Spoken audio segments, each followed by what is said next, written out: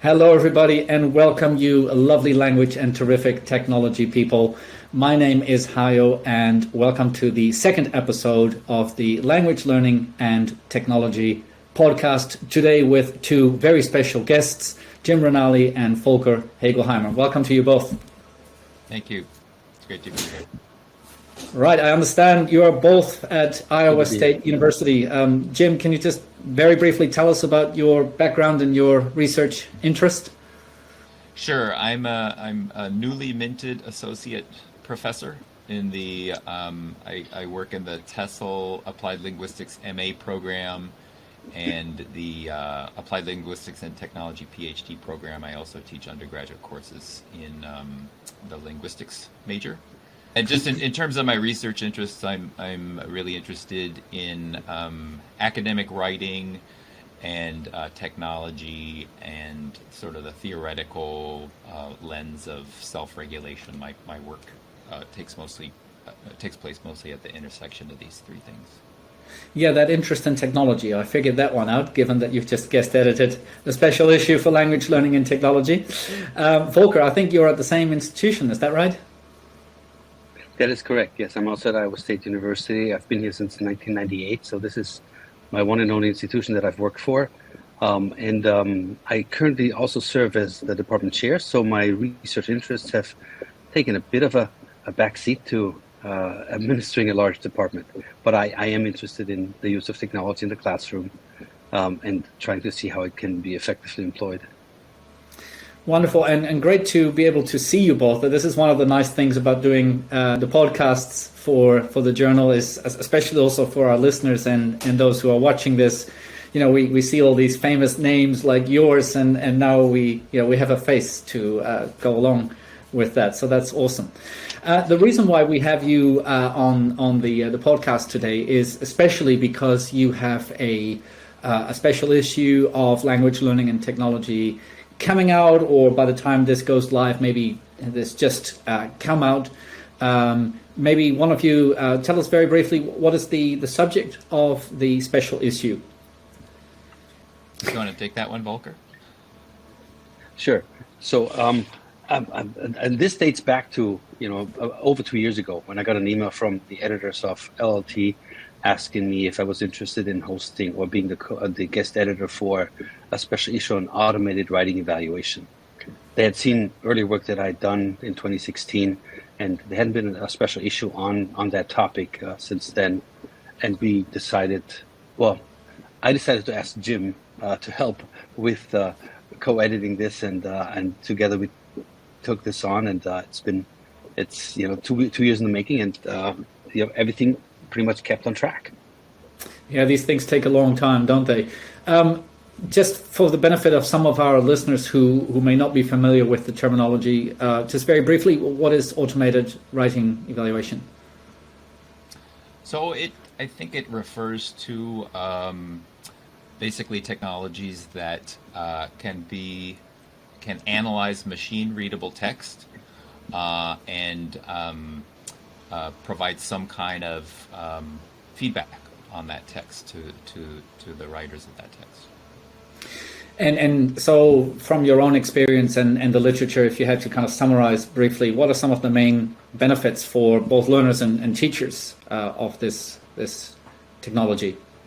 I can take a stab at that just to get us started. I think the benefits of this technology really is to free up mental and intellectual resources.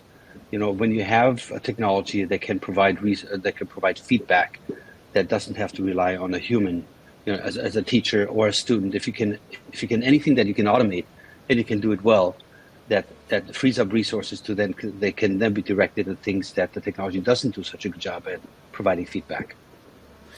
Yeah, you make a good point. It's a benefit for both the learner and the teacher, right? Because the teacher may have to spend less time maybe offering corrections or what have you, and therefore can focus on other things. And the same goes for the learner, who perhaps doesn't have to process as much information. So that's very, very helpful. Now, you mentioned, Volker, earlier that this is kind of a follow-up to an earlier special issue that I think, did both of you edit the 2016 issue, or one of you? I think I saw one of your names there. Yeah, I wasn't involved with that one. Yeah, this is the one that I did with Ahmed Dursun and Ji Lee. So the three of us edited that. It was a Calico journal special issue. Oh, right. Right. Okay.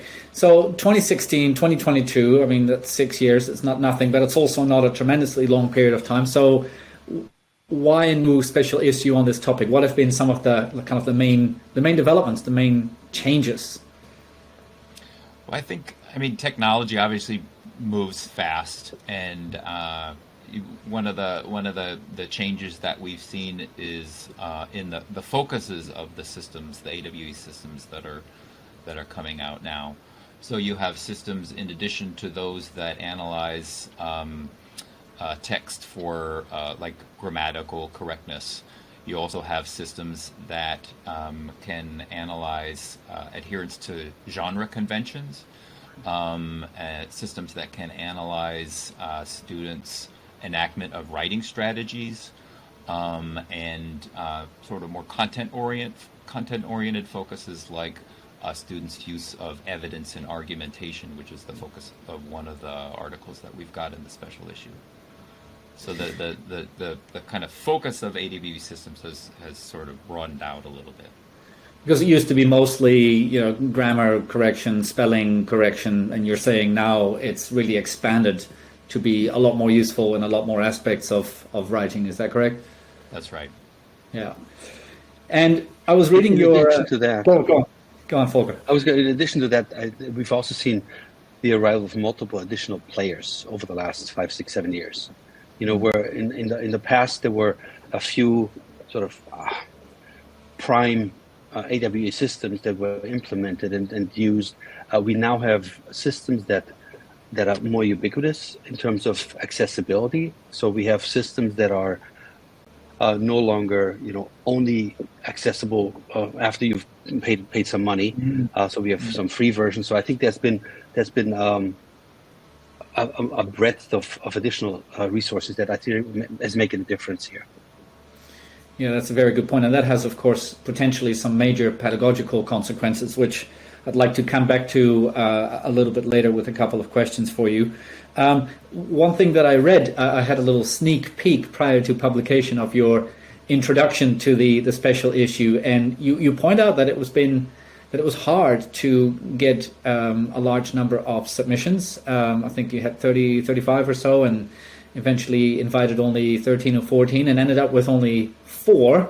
I had a similar experience last year on a special issue on artificial intelligence or big data, I believe it was. And the other thing you pointed out was that the 4 papers you ended up with all came from the Chinese context. So I wanted to ask you about that.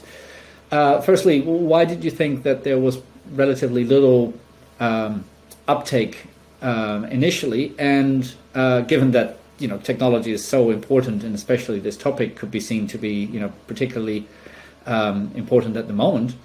And secondly, related to that, why does there seem to be so much activity especially in China? I could take the first part of the question. So I think part of it has to do with the global pandemic. I mean, my own research productivity has kind of taken a hit, and I assume that's the case for quite a lot of other people. So I guess in that sense, the timing of this special issue wasn't ideal. But I know that there is a lot of work going on out there in this area, so maybe just people weren't able to bring it to fruition, share it with us at this time. Do you either of you? Yeah, go ahead, Volker. Yeah, I was going to say, and in terms of sort of the second part of the question, why so many studies come out of China? I think that we see a lot of investment in resource investment in China in terms of English learning, in terms of the development of some of these systems, and it is an ideal training ground, so to speak, for some of these systems in the Chinese context, where you just have a lot more learners. You have access to a lot more learners, and you can really do things. So I think that's one benefit here.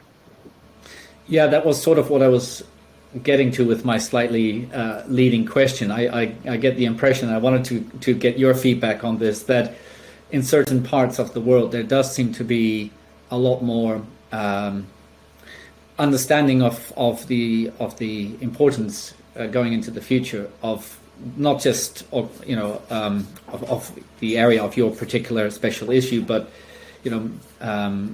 natural language processing and artificial intelligence, and everything else that comes out of that, more so than in other parts of the world. And as a result of that, perhaps also considerably larger amounts of funding being available for primary research. That is just an impression that I had. And when I read your introduction, I was thinking, do you feel that maybe that has something to do with that? Are we investing enough, perhaps, say, in, for example, your institutions or the context where you work in these areas? I don't know. I mean, I could always use more funding. Really? You're the only one. I mean, if the question if we're investing enough, I think I don't have the numbers ready but my very personal perception is that there's not a whole lot of funding that goes into this here. Plus, I mean, the context in which we operate, it deals with English language learners, and if you look at the past 3 years or so, where with the pandemic, we've had a significant decrease in English language learners coming into the U.S. So that actually predates the pandemic a little bit in terms of how difficult it was or has been for learners to come in. So there's also a much smaller population of learners that are coming into the U.S. I think that we've seen an uptick of that at our university, certainly, and I think nationwide.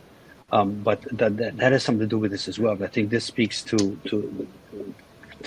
Jim's response to the first part of the question, in terms of, there's just not that much out there. I mean, we have, an intensive English program that, at some point had 100, 200 students, and now it's down to, single digits or maybe teens.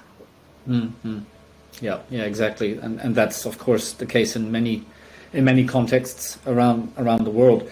Some of our listeners, maybe especially those who are not deeply familiar with the topic, but it's something that I hear a lot from teachers I speak with, may be concerned about some of the implications of the types of technologies that are being described in the papers in the special issue and in the field at large.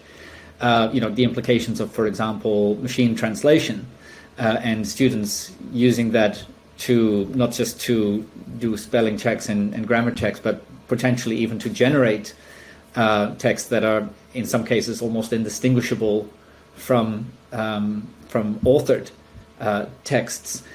What would you say to teachers who have question marks around the feasibility, maybe the whether it's even ethical to use these types of technologies in language education? That's a tough one. I feel, and again, this goes back to the reason for the impetus for the special issue. I mean, it's automated writing evaluation is it's now a fixture, I think, on the second language writing landscape. So it's not something that we can ignore or pretend doesn't exist, even if we were inclined to do so. But Robert Godwin Jones, who writes the emerging technologies column for LLT, and he has a special column on AWE and intelligent writing assistance technologies in our special issue, talks about this, and he talks about machine translation, automatic text generation, and basically he says these new technologies.